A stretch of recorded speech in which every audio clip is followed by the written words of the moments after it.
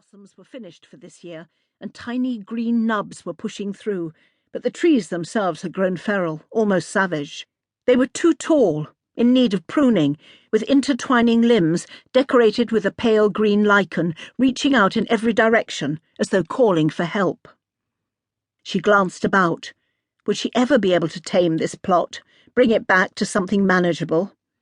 If so, in the autumn, she might teach herself to make apple chutney, apple juice, cider.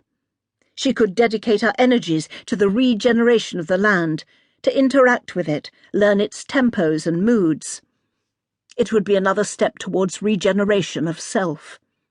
For starters, she would buy a ladder, if there wasn't one stored in a gardening shed she had yet to find, hidden in a dense corner somewhere. The idea of taking charge, becoming mistress of this natural jungle, ran through her, a ripple of elation, and excited her. She had never been a gardener. She wouldn't describe herself as the green-fingered type, although she had always appreciated plants. In her past life, when she and Paul had been living lavishly, she had loved expensive vases packed tight with cut flowers. Bouquets delivered to the door had delighted her for their scents and blooms. Perhaps she could train herself to prune the trees, purchase a manual, add it to the list, to work out in the open, physical labour to sweat her ghosts away, exorcise her nightmares. If she could work physically, she would draw strength from the exercise. The efforts would be steps towards healing the emotional damage. Her financial resources were meagre, compared to the lifestyle she and Paul had lived, but Carole had always known that if she pulled off this escape, there would be a cost. She would need to live differently, to reinvent herself, and that was what she wanted. Market gardener, proprietor of a petit bistro, horticulturalist. Might one of these be the skills she could teach herself? Her mind was buzzing with possibilities.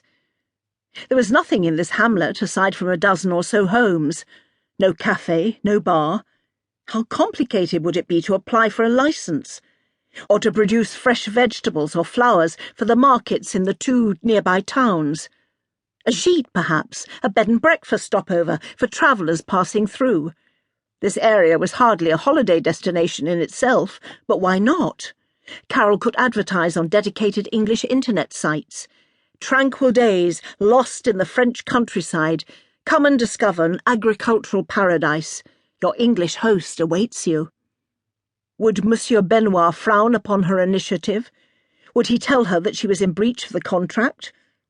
Who owned this property? It had not occurred to Carole to inquire. It hadn't mattered. It was none of her business. Vanishing, disappearing had been her sole criterion. She turned towards the road. The tractor was drawing closer, trundling forwards. 2 cars were keeping an impatient pace behind it. It was red and dusty, like the farmer's across the lane. Carole was fairly certain that it must be his. She hurried from the orchard and made her way across the unruly stretch of garden at the back of the house towards the road. She intended to hail the farmer down, to introduce herself, request the purchase of a bale of straw for her potato bed. But at the last minute she hesitated. He might think she was in trouble. Stopping him for anything less than an emergency while he was about his errands or on his way home for lunch might be construed as inconsiderate.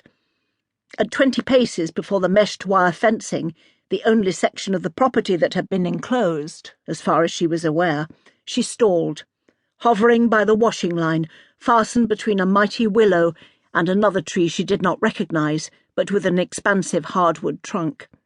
She harassed the heads off a puddle of white-flowering nettles with her booted foot. Eventually, as the tractor rolled by, she threw a glance in its direction.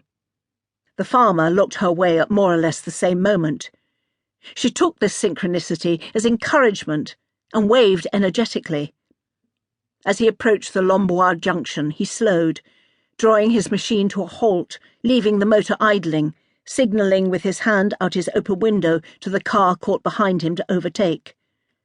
The collie leapt from its seat, wagging its tail enthusiastically before starting to bark at Carole in a demented fashion. The farmer did not call the animal off. Instead, he also jumped down from the cab and approached the fence. He removed his hat and wiped sweat and dust from his brow with